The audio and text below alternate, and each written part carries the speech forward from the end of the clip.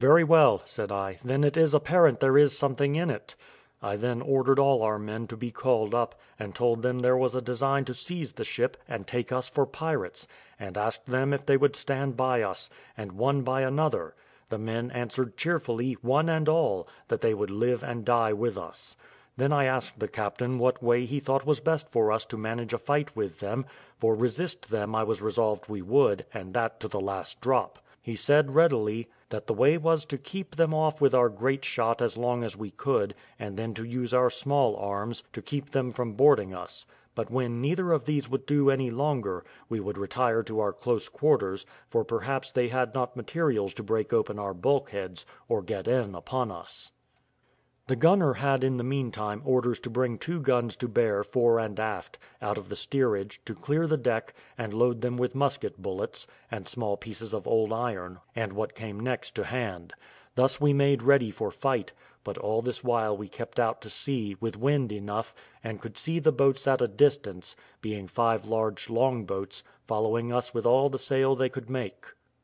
2 of those boats, which by our glasses we could see were English, outsailed the rest, were near 2 leagues ahead of them, and gained upon us considerably, so that we found they would come up with us; upon which we fired a gun without ball, to intimate that they should bring to, and we put out a flag of truce, as a signal for parley; but they came crowding after us till within shot, when we took in our white flag, they having made no answer to it, and hung out a red flag, and fired at them with a shot. Notwithstanding this, they came on till they were near enough to call them with a speaking trumpet, bidding them keep off at their peril. It was all one, they crowded after us, and endeavoured to come under our stern, so as to board us on our quarter; upon which, seeing they were resolute for mischief, and depended upon the strength that followed them, I ordered to bring the ship to, so that they lay upon our broadside, when immediately we fired 5 guns at them, one of which had been levelled so true as to carry away the stern of the hindermost boat; and we then forced them to take down their sail, and to run all to the head of the boat, to keep her from sinking; so she lay by, and had enough of it; but seeing the foremost boat crowd on after us, we made ready to fire at her in particular. While this was doing one of the 3 boats that followed made up to the boat which we had disabled, to relieve her, and we could see her take out the men. We then called again to the foremost boat, and offered a truce, to parley again, and to know what her business was with us; but had no answer, only she crowded close under our stern. Upon this, our gunner, who was a very dexterous fellow, ran out his 2 case guns,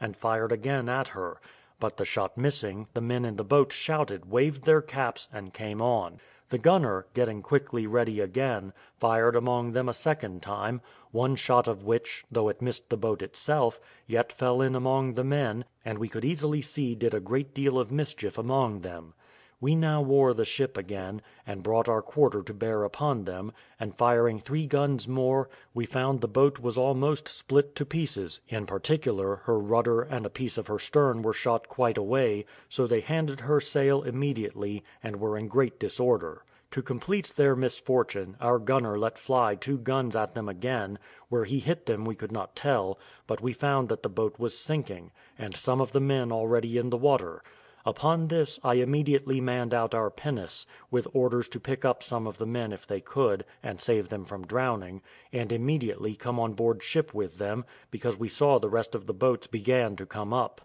Our men in the pinnace followed their orders, and took up 3 men, one of whom was just drowning, and it was a good while before we could recover him. As soon as they were on board we crowded all the sail we could make, and stood farther out to the sea, and we found that when the other boats came up to the first, they gave over their chase. Being thus delivered from a danger which, though I knew not the reason of it, yet seemed to be much greater than I apprehended, I resolved that we should change our course, and not let any one know whither we were going; so we stood out to sea eastward, quite out of the course of all European ships, whether they were bound to China or anywhere else, within the commerce of the European nations. When we were at sea we began to consult with the 2 seamen, and inquire what the meaning of all this should be; and the Dutchman confirmed the gunner's story about the false sail of the ship, and of the murder of the captain, and also how that he, this Dutchman, and 4 more got into the woods, where they wandered about a great while, till at length he made his escape, and swam off to a Dutch ship which was sailing near the shore in its way from China. He then told us that he went to Batavia, where 2 of the seamen belonging to the ship arrived, having deserted the rest in their travels, and gave an account that the fellow who had run away with the ship sold her at Bengal to a set of pirates who were gone a cruising in her, and that they had already taken an English ship and 2 Dutch ships very richly laden. This latter part we found to concern us directly, though we knew it to be false. Yet, as my partner said, very justly, if we had fallen into their hands, and they had had such a prepossession against us beforehand, it had been in vain for us to have defended ourselves, or to hope for any good quarter at their hands, especially considering that our accusers had been our judges, and that we could have expected nothing from them but what rage would have dictated, and an ungoverned passion have executed. Therefore it was his opinion we should go directly back to Bengal, from whence we came, without putting in at any port whatever, because where we could give a good account of ourselves could prove where we were when the ship put in, of whom we bought her, and the like; and what was more than all the rest, if we were put upon the necessity of bringing it before the proper judges, we should be sure to have some justice, and not to be hanged first and judged afterwards. I was some time of my partner's opinion, but after a little more serious thinking, I told him I thought it was a very great hazard for us to attempt returning to Bengal, for that we were on the wrong side of the Straits of Malacca, and that if the alarm was given, we should be sure to be waylaid on every side; that if we should be taken, as it were, running away, we should even condemn ourselves, and there would want no more evidence to destroy us. I also asked the English sailor's opinion, who said he was of my mind, and that we certainly should be taken. This danger a little startled my partner and all the ship's company, and we immediately resolved to go away to the coast of Tonquin, and so on to the coast of China, and pursuing the first design as to trade, find some way or other to dispose of the ship, and come back in some of the vessels of the country such as we could get. This was approved of as the best method for our security, and accordingly we steered away north-northeast, keeping above 50 leagues off from the usual course to the eastward. This, however, put us to some inconvenience; for, first the winds, when we came that distance from the shore, seemed to be more steadily against us, blowing almost trade, as we call it, from the east and east-northeast, so that we were a long while upon our voyage, and we were but ill provided with victuals for so long a run; and what was still worse, there was some danger that those English and Dutch ships whose boats pursued us, whereof some were bound that way, might have got in before us, and if not, some other ship bound to China might have information of us from them, and pursue us with the same vigour.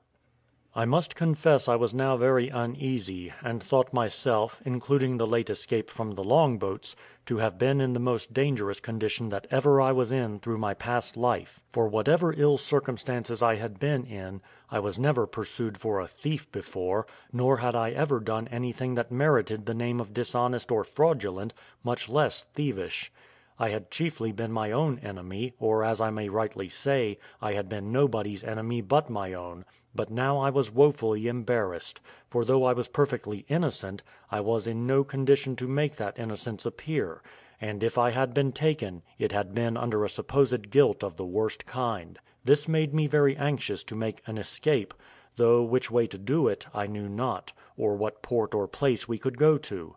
My partner endeavoured to encourage me by describing the several ports of that coast, and told me he would put in on the coast of Cochin China, or the Bay of Tonquin, intending afterwards to go to Macao, where a great many European families resided, and particularly the missionary priests, who usually went thither in order to their going forward to China. Hither then we resolved to go, and accordingly, though after a tedious course, and very much straitened for provisions, we came within sight of the coast very early in the morning, and upon reflection on the past circumstances of danger we were in, we resolved to put into a small river, which, however, had depth enough of water for us, and to see if we could, either overland or by the ship's pinnace, come to know what ships were in any port thereabouts. This happy step was, indeed, our deliverance; for though we did not immediately see any European ships in the Bay of Tonquin, Yet the next morning there came into the bay 2 Dutch ships, and a third without any colours spread out.